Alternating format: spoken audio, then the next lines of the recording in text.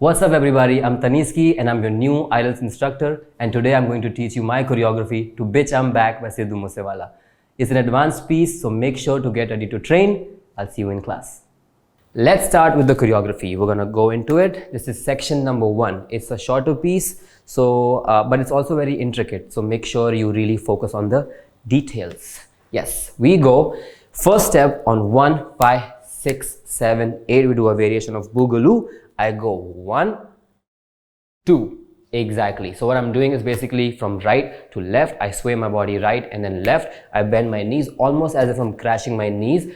See, the level is really important here. You want to act like you're really low, and this groove is like constant, right? That's why I said it's a variation, because it's not the exact Boogaloo, but it's still a variation that really represents what it is about. I go from right, extreme right to extreme left, and with my framing, arms go simply elbow out and out. Yeah, 5, 6, 7, slow. 1, 2, I simply kick on 3. I love my kicks, high kicks. Boom! I kick here. You don't have to. So in my other choreographies, I always say go to the max extreme and then try. But in this, you won't have time to go really high. So you can go like waist level or like down here, 90 degrees, 45. You don't have to go 180 or 120 or whatever. But yeah, simply go from 5, 6, 7, 8. I go right. 1, 2, I kick on 3. 3, I simply push my right leg out and my right hand, and I bring my body towards my right leg. So basically I am placing my right leg there and I'm pushing my body out almost as if jumping on both leg and crossing, and my arms act as if like I'm tracing my body. Yeah, so leg goes out, jump towards the leg. Yeah, so just do this.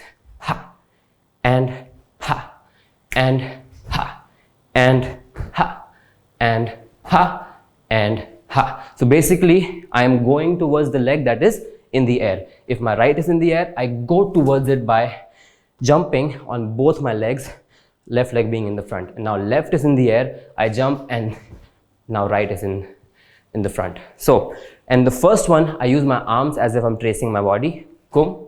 And on the second one, I simply go the same way, but this time I stop my hand here like a scarecrow, right? But this is a bass. That's why I stop it right here. This is a flow, but this is a bass. So my landing on this one, there's two things. I go to the right and the left, but the landing on this one has to be heavy. Why? Because of the bass slash kick, right? Boom, kick, yeah.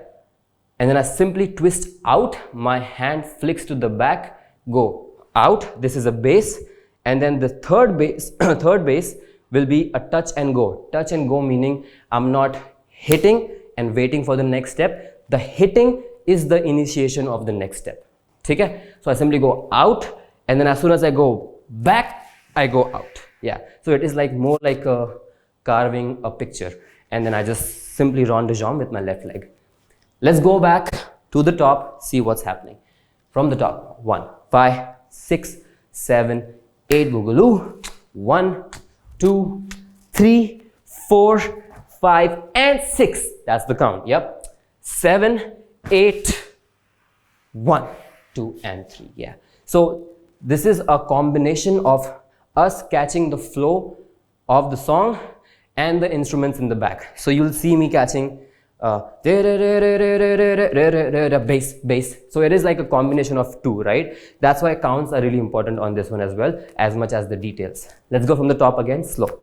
5, 6, 7, 8. I go 1, 2, 3, 4, 5, and 6. Heavy landing. 7, touch and go. 8, yep. And then I hit again. 1, 2, and 3. So there are 2 touch and goes. If you want to count it as just numbers, it would be 1, 2, 3, 4, 5, and 6, 7, 8, 1. So it's like 8, 1 instead of 8, 1. 8, 1, 8, 1. 8 is also a touch and go, and 1 is also a touch and go. However, 6 and 7 are simply static hits. 6, 7, 8, 1, 2, and 3. Yeah? Does that make sense? Try that. Try that getting in your brain. Just 8, 1, just so you can get the movement quality more. Let's go from the top one last time, then move on. 5, 6, 7, slow. 1,